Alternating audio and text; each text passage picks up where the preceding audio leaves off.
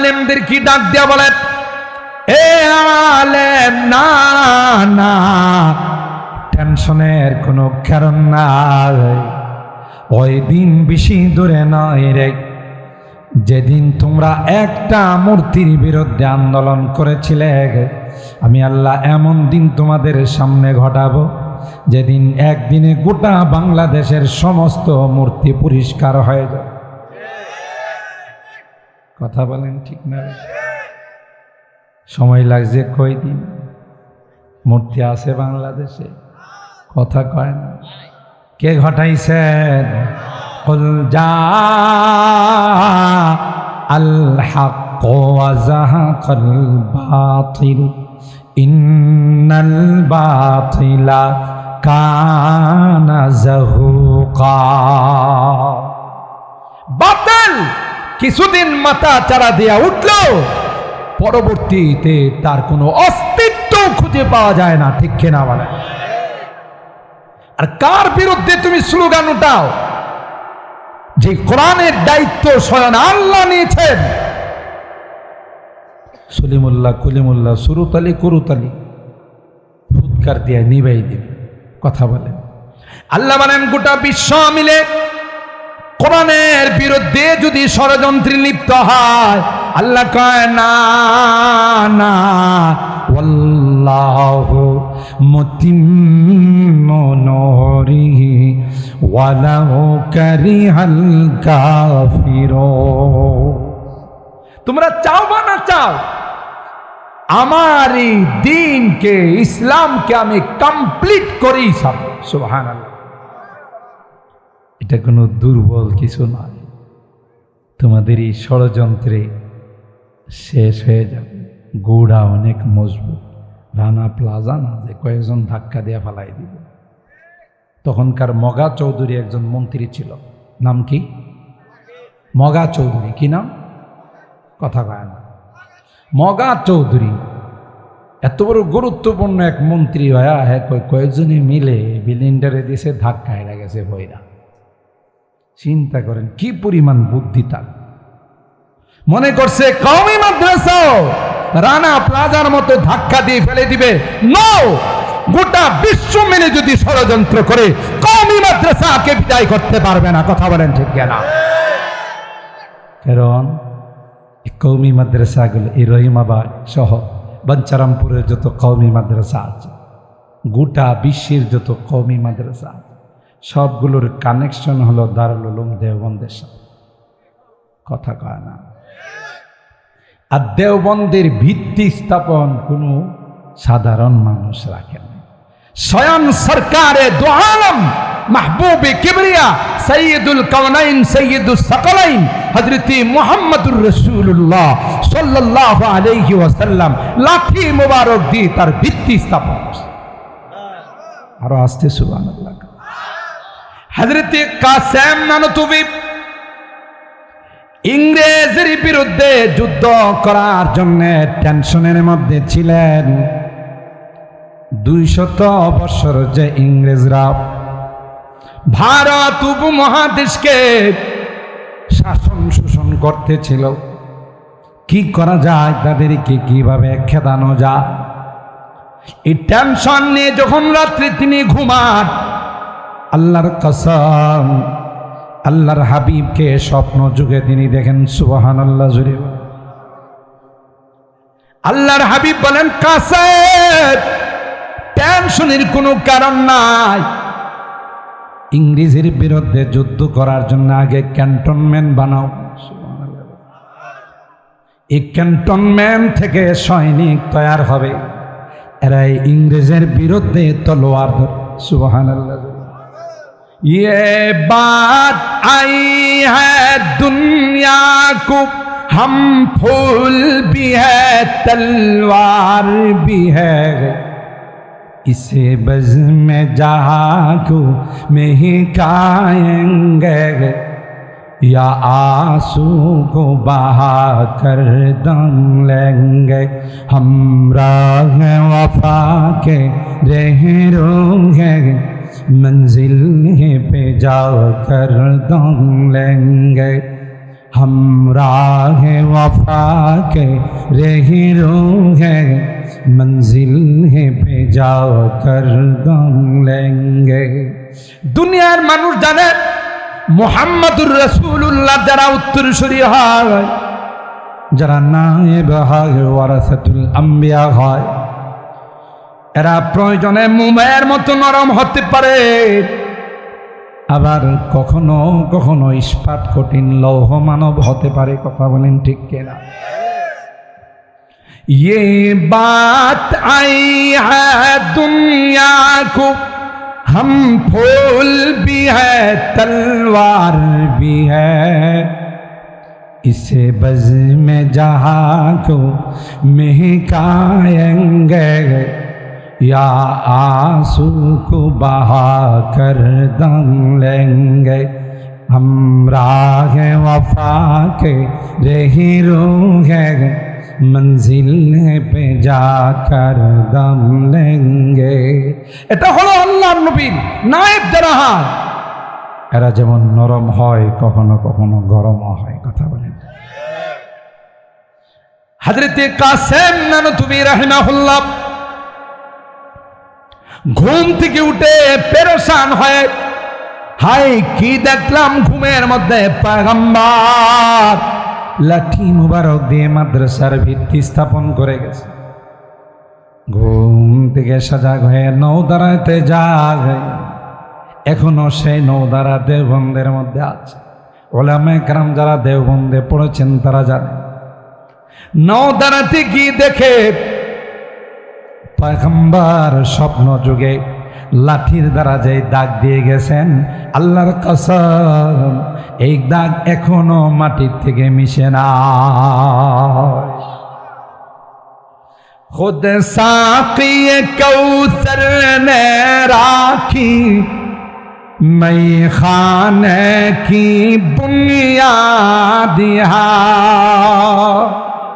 साक़ी कौसर সরকারি দোয়া নবী নিজে এটার ভিত্তি রাখছে। এটা রানা প্লাজা মনে করো না, ব্যঙ্গের ছাতা বইলা এটারে উড়াই দিন, জঙ্গিবাদ প্রজনন কেন্দ্র বলে এটাকে কটাক্ষ করবা, সন্ত্রাস বলে এটাকে কটাক্ষ করবা। নো, যারা সন্ত্রাস বলবে এরাই আসলে সন্ত্রাস। কথা বলেন ঠিক না?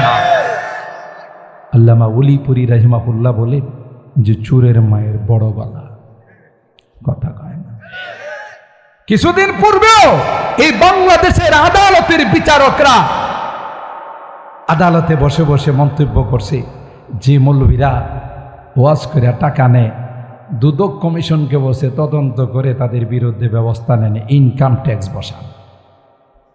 চিন্তা করছে, মৌলভীরা ওয়াজ করে একটা গাড়ি নিয়ে আসে, যা কিছু দিয়ে গাড়ি খরচ দেওয়া হয়তো পকেটে কিছু থাকে, কিন্তু এই সুকনের কুদৃষ্টি পড়ছে আলেম ওলামাদের হাদিয়ার উপর। কথা বলে না? কারণ কি জানেন? হ্যাঁ, যে কি পরিমাণ লুটপাট করছে এটা হ্যাঁ ছাড়া আর আল্লাহ ছাড়া কেউ জানে না। এই জন্য এই লুটপাট ঢাকা দেওয়ার জন্যে মৌলবীদের মধ্যে ইনকাম ট্যাক্স। আল্লাহ ডাক দেয়, আলেম ওলামা তোমরা ঘাবড়াবে না, তোমরা টেনশন করবেন। যে বিচারক এই রায় দিয়েছে, মন্তব্য করেছে, ওই দিন বেশি দূরে না, ওই বিচারক আত্মত্যাগ করে, ওই বিচারক আত্মগোপন করে দেশ থেকে পলাইতে যাবে। পরে নৌকার মধ্যে নৌকার মাঝিরা তার সাথে বন্ধুত্ব করে বলবেন, ব্যাগটা আমার হাতে দেন। মুরিদের বাড়িতে আমিনী রহমতুল্লাহ আলাইহি প্রায় ঘটনা বলতো, পিসাব গেছে বেড়াইতে, ঠিক না? তো মুরিদ বড় বাটপার টাইপের ছিল। কি ছিল? এরকমের কিছু মুরিদ থাকে না, বাটপার সিটার টাইপ। হুজুরের আগায় আনতে গিয়া হুজুরের যে আসল ব্যাগটা, যেটার মধ্যে পাতলা মালা আছে, হুজুর ব্যাগটা আমার হাতে দেন। হুজুর কই, বাবা এই ছোট ব্যাগে আমার। কই, হুজুর ব্যাগ নিয়ে আপনি যাবেন, তাহলে আমি কোন দিনের জন্য মুরিদ? আসলে টার্গেট হলো পাতলা মাল। তো যাই হোক, ঠিক আছে বাবা। তো হুজুরে একটা রুমে শোয়াই দিয়েছে। হুজুর অনেক কষ্ট করে জার্নি করে আসছে, একটু বিশ্রাম নেন। হে আলাদা রুমে যায়, চেইন খুললা দেখে বাবারি বাবা, সুরমা কালারের নোট, সবুজ কালারের নোট, বুঝেন না? তো তো টাকা বাইর করে বাজারে গেছে, হুজুর আপনি ঘুমান, রাস্তা টাস্তা দিয়েছে শরবত টরবত। সেই বাজার কারে বলেন, অনেক আইটেম হুজুরের সামনে পেশ করছে খানাতে। হুজুর কই বাবা তুমি কি পাগল হইছ? এই রূপচান্দা, এবারে গোল্ডেন চান্দা, কথা বলেন ঠিক কিনা, আরো যত যত আছে, এই বিভিন্ন রকমের মাছ, বিভিন্ন রকমের গোশত, বাবা তুমি কি জন্য এত আয়োজন করলো? মুরিদি কি জবাব দিতে, হুজুর এলো সব আপনার কেরামতি। বুঝলেন না কি কয়? হুজুর সব এটা আমার কিচ্ছু না, জান আমি কি কোনো কিছু করার মতো কোনো যোগ্যতা আছে? সব আপনার কেরামত। হুজুরে তো খুব খাইল আর দোয়া করলো, বাবা তুমি যে এত বড় হিম্মতওয়ালা, কলি যাওয়ার, এটাও আপনার কেরামত। খানার পরে মিষ্টান্ন কাকে কাকে বলে, আরে বাবা ফল ফ্রুট পুরা দস্তরখান, এত কিছু দিয়া খাওয়াইলা আবার এইটিও আপনার কেরামত, এটিও কি আপনার কেরামত। এরপরে চা কফি সব কিছু খাওয়া, হুজুরের যখন যাওয়ার টাইম হয়েছে, হুজুরের তো মনে মনে একটু টেনশন আছে, আল্লাহ জানে ওখানে কোনো হাত টাত দিছি কিনা। হুজুর চলে, আমি গাড়িতে উঠে, আরে বাবা তুমি অনেক কষ্ট করছো, বাজার সদাই করছো, এখন আর হুজুর এটা কি হয়, সুন্নত হলো আগায় জানে এখানে খুললেই তো বিপদ, কথা কয় না। তো এই আগায়া দিয়া সিএনজিতে বা ট্যাক্সিকে উড়ায়া, সিএনজির বলছি ভাই তোমার ভাড়া কত? বলছে ভাড়া 500, ন আর 100 বকশিস দিয়া 600 দিল। হুজুর কোনো কষ্ট টষ্ট দিও না, সুন্দর করে নামাই দিও। হুজুর কই ভাই তুই এইটা কি করতেছ? কই হুজুর যান, মুসাফার মধ্যে আবার দেখি চকচক চকচক কিছু নোট। হুজুর তো রীতিমতো আবার হুজুর নেন না, মনে কিছু নেন না, এই ব্যাগটা নেন। হুজুর একটু দূরে যায়, মনের মধ্যে তো একটু কুচুর মোচর আছে, না জানি ব্যাগটা আগের হালতে আছে কিনা। আল্লাহ চেন খুইলা দেখে যে সব অল ক্লিয়ার, কথা কয়। হুজুর এখন মাথায় হাত দিয়ে হাইরে এতক্ষণ যে সব আমার কেরামতি কইছে, আমি তো বুঝি নাই। হ্যাঁ যে সব আমার কেরামতি কইছে, কাহিনী তো এটা নিচে আমার বেগের থেকে খরচ করছে, আর কয় কি সব আপনার কেরামত। কথা বলেন ঠিক কিনা? ঠিক তদ্রুপ যত দুর্নীতিবাজ, আপনি কৃষকরা পেঁয়াজ বিক্রি করে 50 টাকা কেজি, আর আমার আপনার খাইতে হয়েছে 400-500 টাকা কেজি। টাকাটা মাঝখানে গেছে রাঘব বোয়ালদের পেটে, কথা কয় না ঠিক কিনা বলেন? এই রাঘব বোয়ালদের পেটে গেছে, চোরের মায়ের বড় গলা, হেজে এত কিছু কামাইতেছে। এটা ঢাকার জন্য আলেম ওলামাদের ওয়াজের মধ্যে ইনকাম ট্যাক্স বসানো দরকার, কথা বলেন ঠিক কিনা? এখন দেখা গেছে যে এক একটা পিউট তার যে পরিমাণ ইনকাম, দেশের সাবেক প্রধানমন্ত্রী নিজেই বলছে, যেমন তার বাবা বলছিলেন, দেশটার এত কষ্ট করে স্বাধীন করলাম, আশপাশে চোর ছাড়া কিছু পাইলাম না, কথা কয়। এত কম্বল বিদেশ থেকে আমার লেগে আইলো, একটা কম্বল আমি নিজেই পাইলাম না, তাহলে চোরের পরিমাণ কি ছিল, কথা বলেন ঠিক কিনা? এটা তো ওনার নিজের ভাষ্য, কথা বলেন ঠিক কিনা? ওই বিচারা যখন পলায়ন করতে চাইছে, তখন কি করবে? কোন রকমে তো যান বাঁচাইতে কলা পাতা দিয়ে শুইছে, ঠিক কিনা বলেন? দাড়ি রাখা শুরু করছে, কথা কয় না। এরপরেও ওই নদস্যুরা সব টাকা পয়সা রাইকা দেশের মাল দেশেই ফেরত দিলাম, কথা কয় না। আর দেশের মানুষও মনে করছে যে হারানো মানিক পাইছি, কথা কয় না। কি পাইছি? হারাই গেছিল, এই মানিকরা আল্লাহ মিলাই দিছে, কথা বলেন ঠিক কিনা? দেশের মানুষ মনে করছে যে হারানো মানিক পাইছে, সবাই ওখানে যার যার সাধ্য মতো অংশগ্রহণ করছে। সমস্যাটা হলো ইনকাম ট্যাক্স যেটা বসানোর কথা সে বলছিল, এটা তার নিচের অংশের মধ্যে বসছে, কথা কয় না। কোথায় বসছে? এই ইনকাম ট্যাক্স তার নিচের অংশের মধ্যে। আরো দুঃখজনক হলো সত্য, বেচারা দাড়ি রাখছিল, সুন্নতি দাড়ি, তারপরও কি পাইল না? রেহাই। কারণ একজন দাড়ি রাইখা যত আকাম কুকাম করছে, সেই দাড়িকে কেন্দ্র করে যত আকাম কুকাম করছে, লাস্টে যখন বিপদে পড়ছে সব পরিষ্কার। পাশে হের সাথে আর এক শাম, এই স্বামী কইছে আমারে ধরছেন, হেরে দেখেন না, কথা কয় না, হেরে দেখেন না, ওইটারে ধরেন। তো ওই বেড়ার দাড়ি সহি হাদিস মতো, কথা কয় না, কারণ হে সহি হাদিস ওয়ালাদের নেতা ছিল, কথা কয় না। একদল আছে না সহি হাদিস, বুখারী শরীফ বগলের নিচে নিয়ে ঘুরে আর সহি হাদিস আসেনি দেখ, হাদিসওয়ালার ঘরের হাদিসওয়ালা হুজুররা 12-13 বছর 20 বছর 25 বছর পড়ায়া সহি হাদিস চিনছে না, আর হে বাংলা বুখারী নিয়ে সহি হাদিস চিনে, কথা বলেন ঠিক কিনা? এগুলো প্রতারকের দল, কথা বলেন ঠিক কিনা? এর দাড়ি রাইখাও রেহাই পেল না, আরেকবার নতুন করে দাড়ি রাখছে তাও মুক্তি পেল না। দুইটার কোনোটার মধ্যে দাড়ি রাখার সুন্নতের নিয়ত ছিল না, কথা বলেন ঠিক কিনা?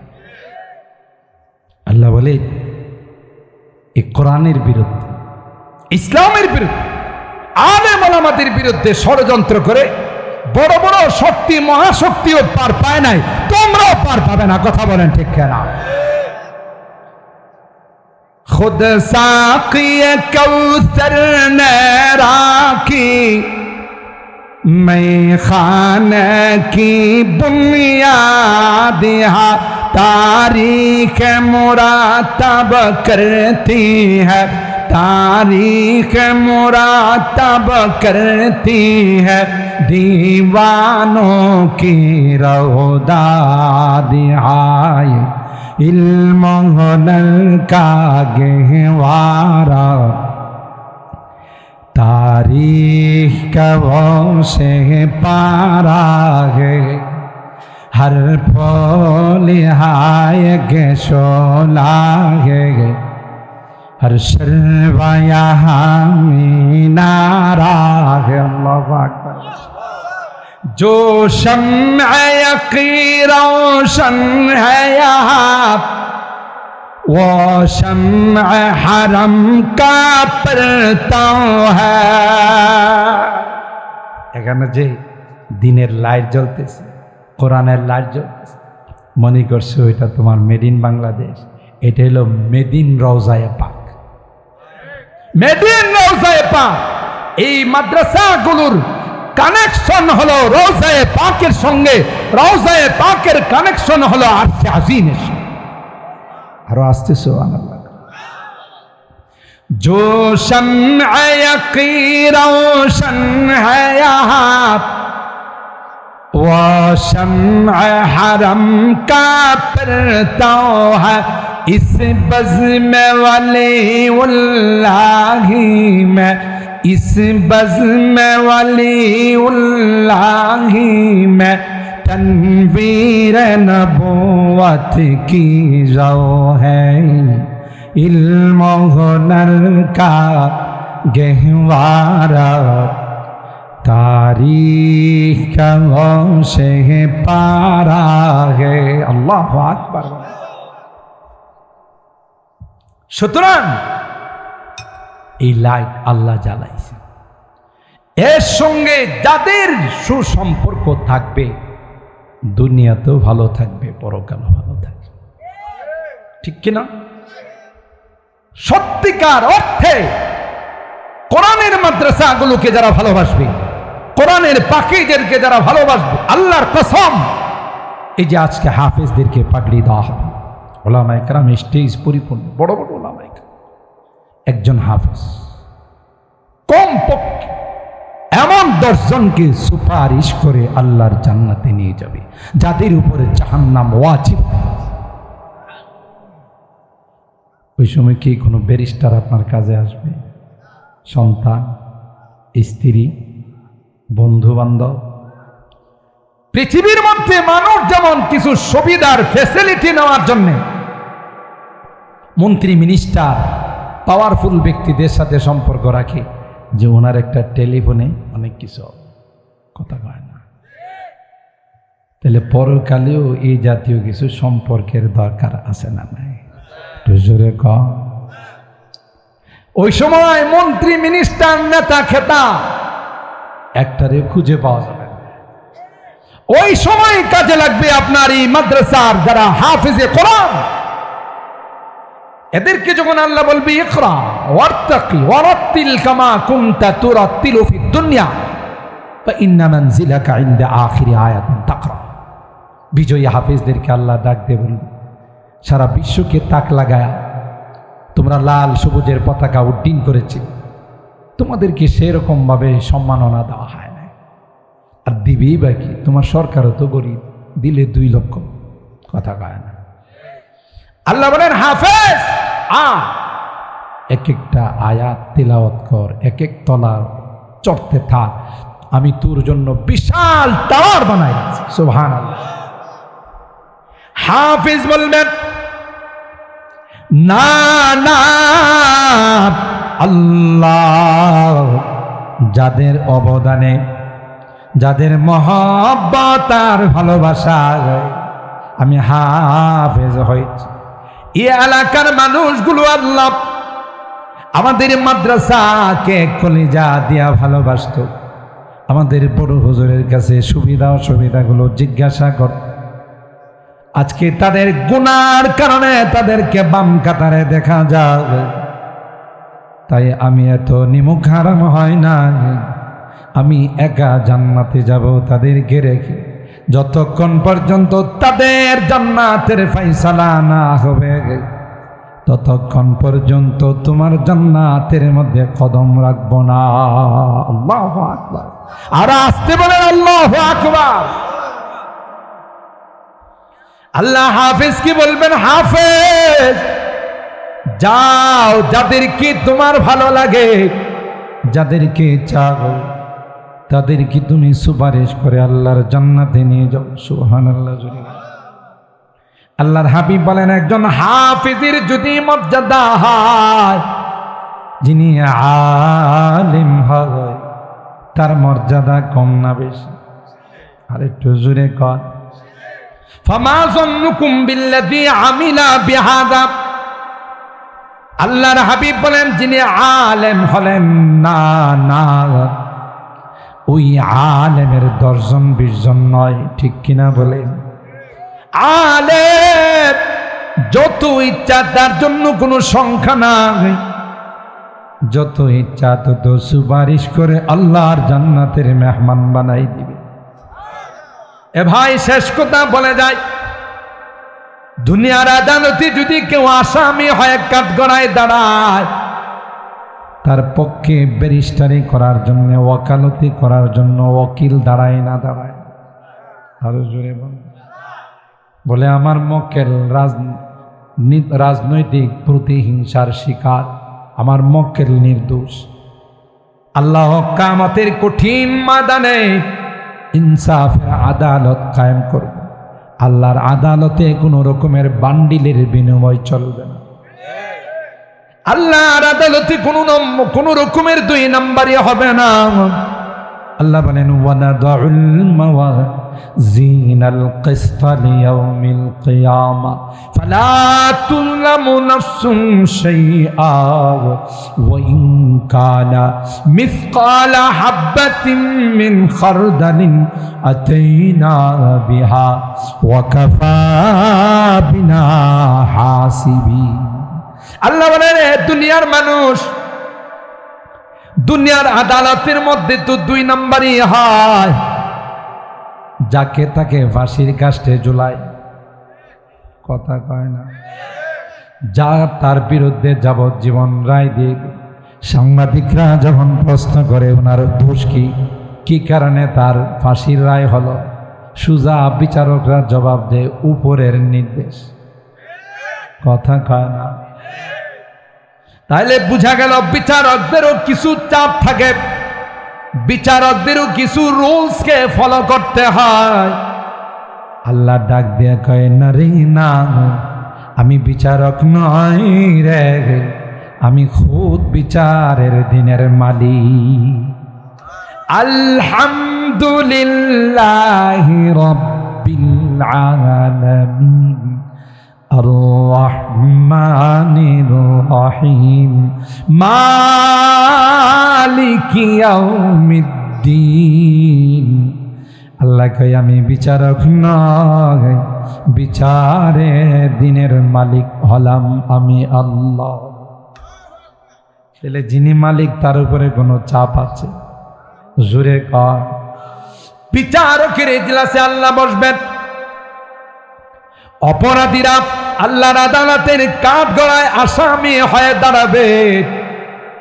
যারা দুনিয়াতে আল্লাহর কালামকে ভালোবাসে, সুবহানাল্লাহ বলে, যারা দুনিয়াতে আল্লাহর হুকুমকে পালন করছে, রোজা রাখছে, নামাজ পড়ছে, আল্লাহর কসম এরা যখন আল্লাহর আদালতের আসামি হয়ে যায়, দুইটা ব্যারিস্টার ওকিল আল্লাহর সঙ্গে মুখ করবে। আরো আসছে সুবহানাল্লাহ কম। আসিয়াম ওয়াল কুরআন ইয়াশফাআনি লিল আবদ। রোজার কোরআন আল্লাহর আদালতের ব্যারিস্টার হবে। আল্লাহু আকবার বলেন। ইয়াকুলুল কুরআন আই রাব্বি মানাতুহুন নাওমা বিল্লাইল।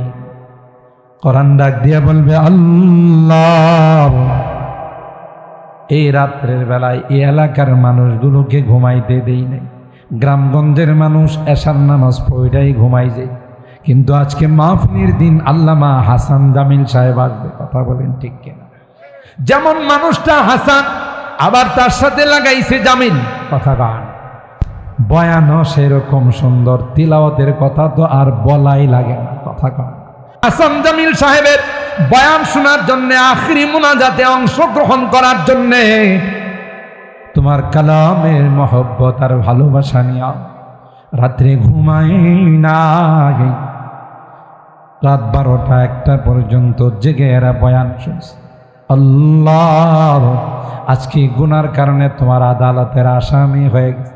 যতক্ষণ পর্যন্ত আল্লাহ তোমার এই বান্দাকে তুমি খালাস না করবা, জাহান্নাম থেকে মুক্তির ফাইসালা না দিবা, ততক্ষণ পর্যন্ত তোমার আদালত ছেড়ে যাব না। বিপদের দিন এই জাতীয় ব্যারিস্টারের দরকার আছে। কথা কয় না। আরেকজন ব্যারিস্টার বলবে, আল্লাহ আমারও কিছু বক্তব্য আছে। আই রব্বি মানাতুহু তাআম ওয়াশ-শাহাওয়াতি বিন-নাহার। দিনের বেলায় সব কিছু থাকার পরও খাইতে দেই নাই। কথা কয়। সুতরাং আজকে আমারও কিছু সুপারিশ আছে। আল্লাহ তোমার এই বান্দাকে যতক্ষণ পর্যন্ত জাহান্নাম থেকে মুক্ত করে জান্নাতের ফায়সালা না দিবা, ততক্ষণ পর্যন্ত তোমার আদালত ছেড়ে যাব না। তাইলে কোরআনের সাথে সম্পর্ক রাখলে সুপারিশ করবেন না, না রাখলে? আরো জোরে কান। কোরআনের পক্ষে থাকলে না বিপক্ষে গেলে? যারা কোরআনের পক্ষে ছিল, ইতিহাসের পাতা খুলে দেখুন, গোটা বিশ্ব তাদের নাম স্বর্ণাক্ষরে লেখা আছে। আর যারাই কোরআনের বিরুদ্ধে গেছে, কপালে জুতার হাদিয়া ছাড়া কিছু মিলে নাই। কথা কয় না। তাই অতীত বলে এখনো যারা কোরআনের পক্ষে থাকবে, কোরআনের মাদ্রাসার পক্ষে থাকবে, কোরআনওয়ালাদেরকে কলিজা দিয়া ভালোবাসবে, এরা দুনিয়াতেও সফল কাম, পরকালেও সফল কাম। কথা বলেন ঠিক না বেটি? সম্মানিত সুধী, আর আলোচনা দীর্ঘায়িত করব না। তাই কোরআনে কারীমের যে আয়াতে কারীমা তিলাওয়াত করেছে, ওখানেও আল্লাহ তাই বলে, সবচেয়ে বেশি মর্যাদাওয়ালা বানাইছি আমি ঈমানদারদেরকে। সুবহানাল্লাহ। ওয়াল্লাযীনা উতুল ইলমা দারাজাত।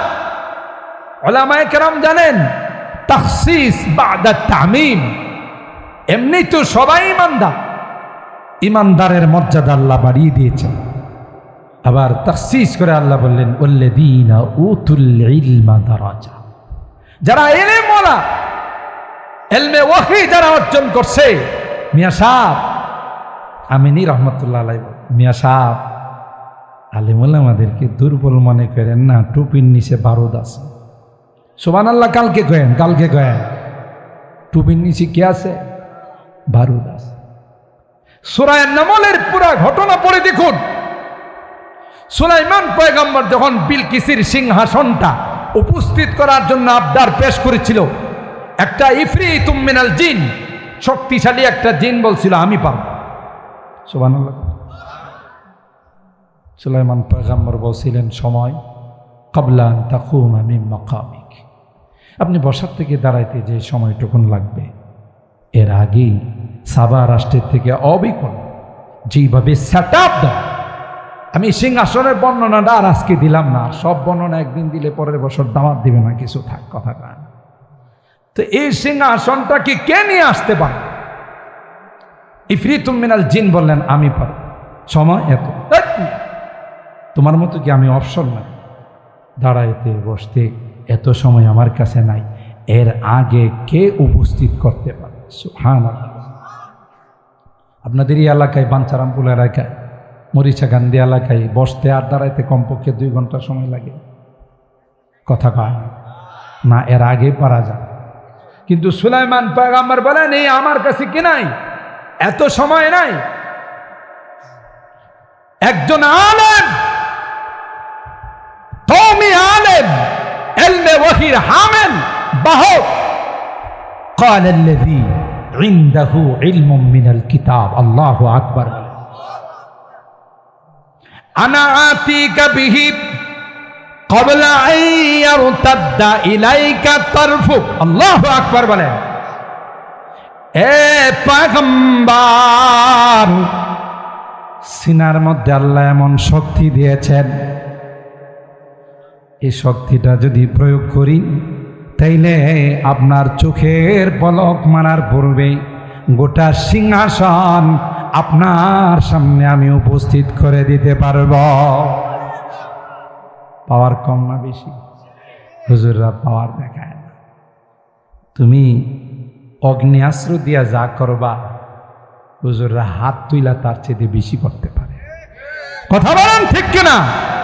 হাত উঠাবে তোমার তখতে তসনস হয়ে যাবে। কথা বলেন ঠিক কিনা? এই জন্য উলামায়ে কেরামদের সাথে মহব্বত সম্পর্ক রাখা, উলামায়ে কেরামদের নায়েবে রাসূলদের ভালোবাসা, এটা পরকালের জন্য অনেক বড় পুঁজি। কথা বলেন ঠিক না বেটি?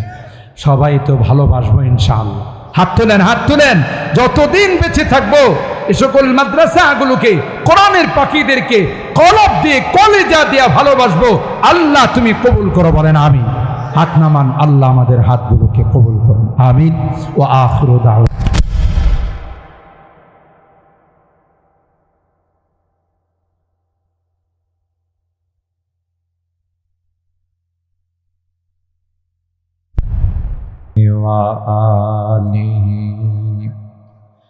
اللهم صل وسلم دائما أبدا على حبيبك خير الخلق كلهم الحمد لله ثم الحمد لله রহিমাবাদ দারুল উলুম হাফিজিয়া ইসলামিয়া মাদ্রাসা ও এতিমখানা মরিচাকান্দি বাঞ্চারামপুর ব্রাহ্মণবাড়িয়া এর উদ্যোগে হাফেজ ছাত্রদের পাগড়ি প্রদান উপলক্ষে আয়োজিত 39তম ওয়াজ মাহফিলে সম্মানিত সদর আলহাজ গোলাম আখতার ইকবাল সাহেব সভাপতি অত্র মাদ্রাসা। আজকের মাহফিলের যিনি মধ্যমণি, কিছুক্ষণের মধ্যেই আমাদের মাঝে তিনি তাশরীফ আনবেন। শেখুল হাদিস হযরতুল আল্লামা শেখ হাসান জামিল সাহেব দামাত বারাকাতুহু উপস্থিত আছেন। উদীয়মান তরুণ আলেমে দ্বীন মুফতি হাবিবুল্লাহ সুলাইমান, হযরতে উলামায়ে কেরাম, বেরাদারানে ইসলাম, পর্দার আড়ালের মা ও বোনেরা, আল্লাহ পাকের দরবারে লাখো কোটি শুকরিয়া যে রব্বে কায়নাত অগণিত অসংখ্য মানুষ থেকে নির্বাচিত করে আমাদের কিছু মানুষকে এশার নামাজ জামাতের সাথে আদায় করে একটি জান্নাতি বরকতি কোরআনী মাহফিলে আসার বসার তৌফিক দান করেছেন। এই জন্যে অন্তরের অন্তঃস্থল থেকে কালিমাতু শুকর আদায় করে জোরে সোরে বলি আলহামদুলিল্লাহ। যেই পরিমাণ মানুষ আমি রাস্তাতে দোকানপাটে দেখে আসছি, আমার ধারণা সবাই চলে আসলে প্যান্ডেলে জায়গা হবে। কি বলেন? আজকের এই আয়োজন, এত বড় প্যান্ডেল, এত সুন্দর আয়োজন, এটি কি দোকানপাট থেকে জিনিস কেনার জন্য? বলেন। শয়তান ধোঁকা দিয়ে আমাদেরকে এই সকল দোকানপাটের মধ্যে আমাদের সময় নষ্ট করতেছে। কারণ মাহফিলে আসার পর যদি কোনো একটা কথা শুনে কাহারও দিলের মধ্যে চেঞ্জিং চলে আসে, পরিবর্তন চলে আসে, তাতে শয়তানের লাভ না লস? জোরে কন। এই জন্য কোনো না কোনো অজুহাত শয়তান মানুষগুলোকে কোরআনের মাহফিলে আসতে দিচ্ছে না। বলুন তো দেখি, শয়তান আমাদের বন্ধু না দুশমন? তা আমরা কি তার সঙ্গে মিতালিজনক আচরণ করব? বন্ধুত্বজনক আচরণ করব? শয়তানের গালে জুতা মেরে, লাঠি মেরে আমাদের উচিত হবে প্যান্ডেলের মধ্যে চলে আসা, ঠিক কিনা বলে? তাইলে শয়তানের উচিত শিক্ষা। আল্লাহ আমাদের সকলকে এই জান্নাতি মাহফিলে আসার তৌফিক দান করুন। সম্মানিত সুধী, কোরআনুল কারীমের সূরা আল মুজাদালা এর 11 নম্বর আয়াতের অংশ বিশেষ আপনাদের খিদমতে আমি তেলাওয়াত করেছি। সরকারে দু আলম মাহবুবে কিবরিয়া সৈয়দুল কাউনাইন সৈয়দুল সাকালাইন হযরত মুহাম্মদুর রাসূলুল্লাহ সাল্লাল্লাহু তাআলা আলাইহি ওয়াসাল্লাম অসংখ্য হাদিস থেকে ছোট্ট একখানা হাদিস পাঠ আজকের পোস্টারের মধ্যে দেওয়া আছে। হাফেজ ছাত্রদের পাগড়ি প্রদান উপলক্ষে আজকের এই মাহফিলের আয়োজন। এটা যে এলাকাবাসীর জন্য কত খুশির বিষয়, কথা কন ঠিক কিনা? আপনাদের এলাকার, আপনাদের এই প্রাণপ্রিয় প্রতিষ্ঠান রহিমাবাদ দারুল উলুম মাদ্রাসা, এখান থেকে বৎসরে কিছু ফসল বের হয়। কৃষকরা যেমন চাষাবাদ করে, জমিন আবাদ করে, একটা পর্যায়ে যখন ঘরের মধ্যে ফসল আসে খুশি হয় না বেজার হয়? জোরে কর। আত্মীয় স্বজন, বাচ্চা কাচ্চা সবাইকে বলে, বাবা একটু ধৈর্য ধারণ কর, দাওয়া কাটি লাগলে, ফসল আদি পাইলে তোর জামা বানাই দিব, এটা করব ওইটা করব। তার মানে এটার একটা অপেক্ষাই থাকে। ঠিক যেই মেহনত আপনারা এই মাদ্রাসার জন্য করেন, কলিজা দিয়া মানুষ এই সকল মাদ্রাসাগুলোকে ভালোবাসে, ঠিক কিনা বলে? আর এই জন্য এই মাদ্রাসাগুলোর নাম হলো কওমি মাদ্রাসা। কি নাম বলুন তো? এটার অর্থ জানেন? যেই মাদ্রাসা জাতির জন্যে প্রতিষ্ঠিত, জাতির অর্থে পরিচালিত, জাতির জন্যে নিবেদিত, তিনটা জিনিস যেই মাদ্রাসায় পাওয়া যায় ওই মাদ্রাসাগুলোকে কওমি মাদ্রাসা বলে। সুবহানাল্লাহ। এখানে কোনো সরকারি অনুদান গ্রহণ করা হয় না, আসে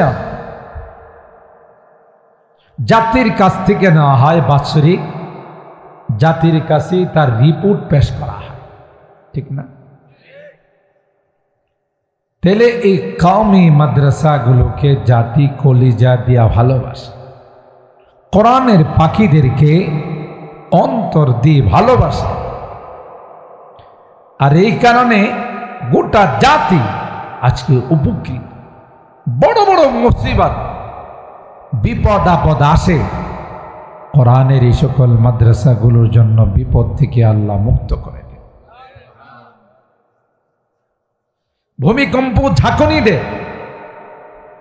দিয়ে চলে যায়, বড় রকমের আঘাত করে না। কেন?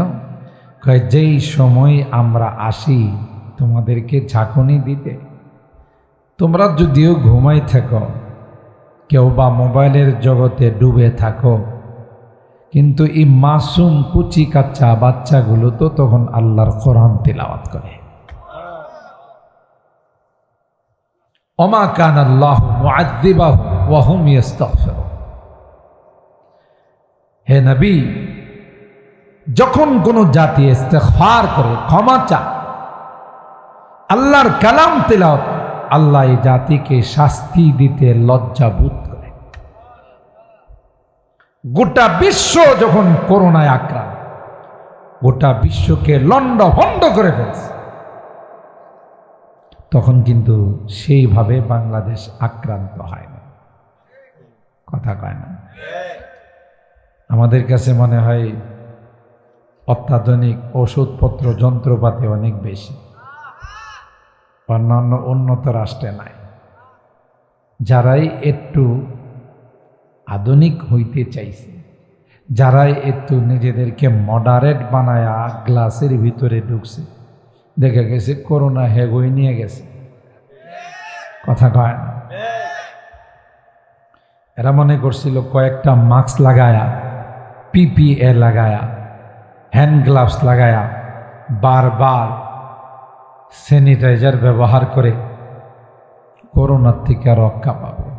কিন্তু আল্লাহ দেখাই দিল যে আমার নবীর বাণী সত্য, লা আদওয়া ওয়ালা তিয়ারাতা ওয়ালা হামাতা ওয়ালা সাফার। ছোঁয়াছে বলতে ইসলামে কিচ্ছু নেই। মালিকের অর্ডার হবে আক্রান্ত হবে, অর্ডার না হলে আক্রান্ত হবে। এই আমাদের এই মাদ্রাসাগুলো করোনার ভিতরে বিশেষ করে হিফজখানা মক্তবগুলো খোলা ছিল। একটা মিডিয়াতেও কোনো রিপোর্ট পাবেন না যে বাঞ্চারামপুরের কোনো একটা মাদ্রাসার হাফিজ হিফজখানার ছাত্ররা করোনায় আক্রান্ত হয়েছে। ওরা মনে খুব ডিস্টেন্স মাইনা চলছে, দূরত্ব বজায় রাখছে। বলা ভাই এগুলো এক জায়গাতে শোয়া দিলে 1/2 কিলোমিটার গড়াগড়ি করতে থাকে। কথা কয় না? এক জায়গায় শুয়ে থাকে বাচ্চা মানুষ, কিসের কি ডিস্টেন্স, কিসের কি দূরত্ব বজায় রাখে। একজন কোরআনের পাখিও করোনাতে আক্রান্ত হয়। বস্তিতে যারা বসবাস করছে এরা বোধ দূরত্ব বজায় রাখছে। একটা ছোট ঘরের মধ্যে 8 জন 10 জন কোন রকমের গাদাগাদি করে মিনার ময়দানের মতো আধা, কথা কয় না, আধা হাত জায়গার মধ্যে থাকে। ওখানেও করোনা চায় না। করোনা গেছে দেখা বাইসা ভিআইপি, সিআইপি, ভিআইপি, ঠিক না? ওই দিকে যায় ধরছে। তো এই ভিআইপিরা বলে করোনারে মাদ্রাসায় যেতে পারিস না, এনে পোলাপাইন গাদাগাদি করে শুয়ে থাকে। করোনা কি কই জানেন? ওখানে যাইতে গেলে বারান্দায় লেখা থাকে প্রবেশ নিষেধ। সুবহানাল্লাহ কইবেন না? বস্তিতে যাইতে পারিস না, ওখানে তো কোনো নিরাপত্তার বালাই নাই। কই সার, বস্তিতে যারা বসবাস করে এরা নিম্ন শ্রেণীর মানুষ, আর আমরা তো ভিআইপি কে চিনে। এই জন্য ওদের কাছে গেলে আমাদের প্রেস্টিজ থাকে না, তাই আপনাদেরকে বাইসা নিলাম। কথা কয় না?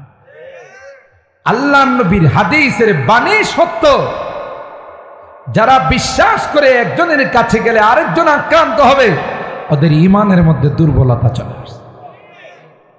আর যারা বলে আল্লাহর গোলাম, করোনাও আল্লাহর গোলাম, আসমানি জমিনে বিপদ আপদ আল্লাহর গোলাম, আল্লাহর হুকুম না হলে আমি আক্রান্ত হব না, ওরাই সঠিক, ওরাই নিরাপদে পৃথিবীতে বসবাস। ঈমান দুনিয়ার থেকে তারা বিদায় নিতে পারে। তাইলে বোঝা গেল এই সকল মাদ্রাসাগুলো যে শুধুই পরকালীন উপকারী তা নয়, ইহকালীনও দুই জায়গায়, দুই কালীন এগুলো উপকারী।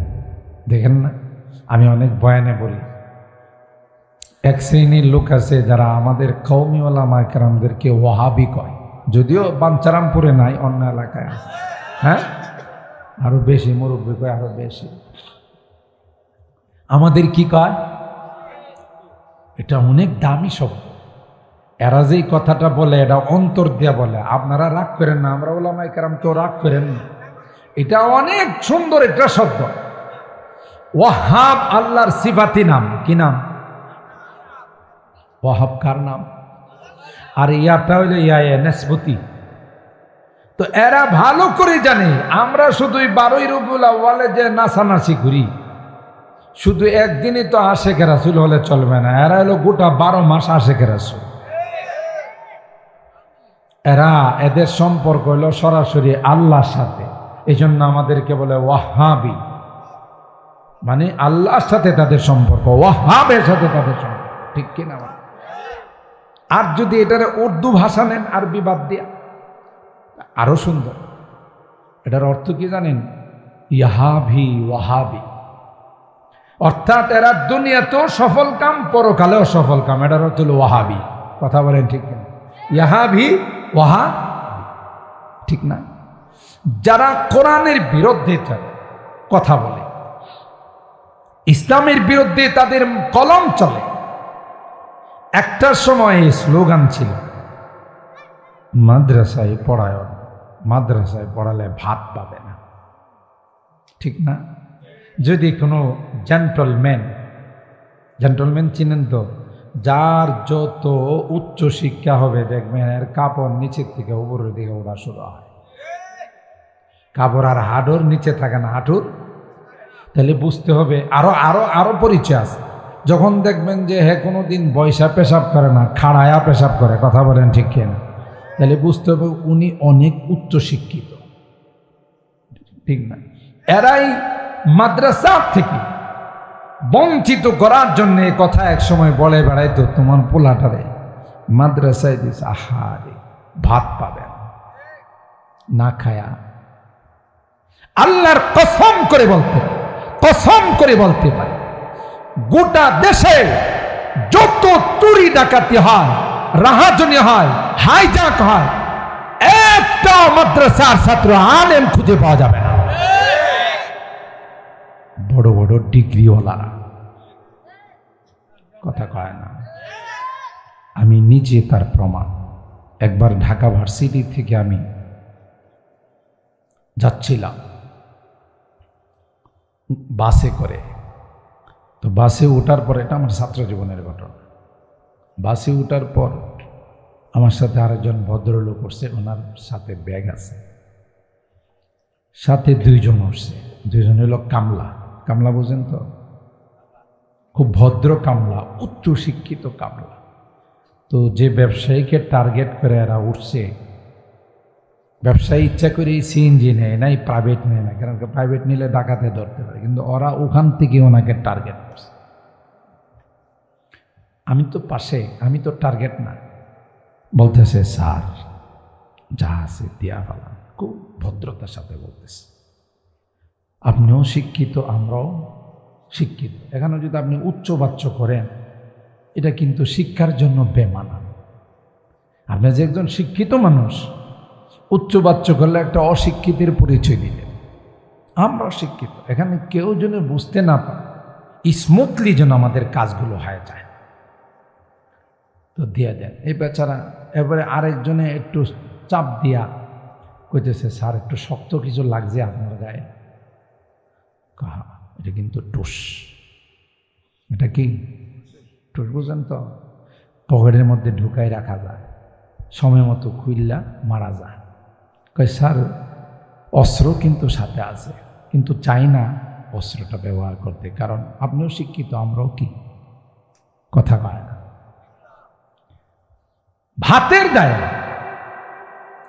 ক্ষুধার দায়, অভাবের দায় রাস্তাতে ডাকাতি করে, হয় রাত্রে ডাকাতি করে, না হয় অফিসে বৈশা ডাকাতি করে, কলমের গুতা দিয়া ডাকাতি করে। কথা কয় না। একজন আলেম, একজন হাফেজ আজ পর্যন্ত দেশ স্বাধীন হওয়ার পর চুরি এবং ডাকাতিতে ধরা পড়ছে তার একটা রেকর্ডও বাংলাদেশে। মাদ্রাসায় পড়ায় 5,000 10,000 যাই পায়, শাক শুটকি দিয়ে বউ বাল বাচ্চা নিয়ে দস্তরখানে আরামে খায়, নাক টাইন না ঘুমায়। ওর ডাকাতিরও কোনো টেনশন নাই, চুরিরও কোনো টেনশন নাই। আর যে বেটা কোটি কোটি টাকার মালিক, রাত্রে 10-15 বার দেখে যে বাড়িতে ডাকাত ঢুকছে, ঘুমের মধ্যে চিৎকার দিয়ে ওঠে, ডাকাত ডাকাত। আর বউ জাবড়ায় ধরে, আরে আপনি কন কি? ডাকাত ঢুকতেছে। এর ঘুমাচ্ছে। সাহেবে বেতন পায় 2 লাখ, ম্যাডামে বেতন পায় 1 লাখ। বেতন কি কম না বেশি? দুইজনেই সরকারি অফিসে চাকরি করে। বাসাতে আসার পর কিলাকিলির অনুষ্ঠান শুরু হয়। কিসের? দুইজনের মধ্যে কিলাকিলির অনুষ্ঠান শুরু হয়। কেমনে শুরু হয়? কোনো কারণে যদি ম্যাডাম বাসায় আসতে একটু দেরি হয়, সাহেবে আগে আয়সা পড়ছে, জিজ্ঞাসা করে, তোমার এত লেট হলো কেন? অফিস তো ছুটি হয়েছে এতটার সময়। রাস্তায় যানজট ছিল। সাহেবে কি কয়, এটা কি গাড়ি ঘোড়ার যানজট না অন্য কোনো যানজট? কথা কয়, বুঝছেন তো? এটা কি গাড়ি ঘোড়ার যানজট না পুরুষের যানজট? হ্যাঁ, তুমি কি বললা? আমার সন্দেহ করছো। ঠিক সাহেব যখন আসতে দেরি হয়, ম্যাডাম জিজ্ঞাসা করে, আজকে তোমার দেরি হলো কেন? কয়, আমার দেরি হয়েছে মানে পুরা শাহবাগ থেকে নিয়ে ফার্মগেট পর্যন্ত পাও ফালা। এটা কি শাহবাগের যানজট না নাইট ক্লাবের যানজট? কথা কি আমার বুঝছেন? এই দুইজনে একজন আরেকজনকে সন্দেহ করার পর একটা পর্যায়ে তখন দুইজনেই বলে, হাত থাকতে মুখে আবার কথা কিসের? গ্রামগঞ্জে কিন্তু এই জাতীয় কিছু মাতবর আছে। দুইটা পক্ষকে, যদি আপনাদের এই মরিচাকান্দি এলাকায় নাই, বাঞ্চারামপুর নাই, অন্য এলাকায় আছে, দুইটা পক্ষ করে লাগাই দেয়। কিরে তোর গায়ে হাত তুলছে, তুই কি ছুরি বেড়া বসে আসিলে? তোর কি গায়ে রক্ত নাই না পানি হয়ে গেছে? তার মানে লাগাই দিতে পারলেই তো লাভ। হাত তুইয়া মুখে কথা কিসে? তাইলে বুঝা গেল যারা এই কথা বলে কোরআন হাদিসের শিক্ষার থেকে জাতিকে মাহরুম আর বঞ্চিত করার জন্য, তাদের এই বলা থেকে মাদ্রাসাগুলো বন্ধ হয়ে গেছে। মাদ্রাসাগুলো কি কমছে না বাড়ছে? জোরে বলে। আমি এটার কি বলি জানেন? আমার আবার ব্যাখ্যাটা একটু ভিন্ন। ওলামায়ে কেরাম আছে যারা বলে যে মাদ্রাসায় পড়লে ভাত পাওয়া যায় না, একবারে 100% সঠিক কথা। যেমন আমি একজন মাদ্রাসা পড়ো, আমার মতো এই বড় হুজুররা, এই মাদ্রাসার মোহতামিম সাহেব সহ আরও অনেক বড় বড় হুজুররা আছে, মাদ্রাসায় পড়া দেখছি আসলে কথা ঠিক। যার বাড়িতে হুজুরকে দাওয়াত দেওয়া হয়, কি অল্প হলো পোলাও পাকায়, কথা কয় না, চিকন চাউল দিয়ে সুন্দর করে মশলা দিয়ে পোলাও পাকায়। তো প্রথমে পোলাওয়ের বলটা দেয়, হুজুর একটু পোলাও। হুজুরকে আমার গ্যাস্ট্রিকের সমস্যা করে, হুজুর অনেক কষ্ট করে আপনার জন্য হুজুর চিকন চাউল নিয়ে আসছি, একটু হলে খান। তখন আমি চিন্তা করি, আরে ওই বাটা যে কইছিল যে মাদ্রাসায় পড়লে ভাত পাওয়া যায় না, কি পাওয়া যায়? কথা কয় না, পোলাও পাকা যায়।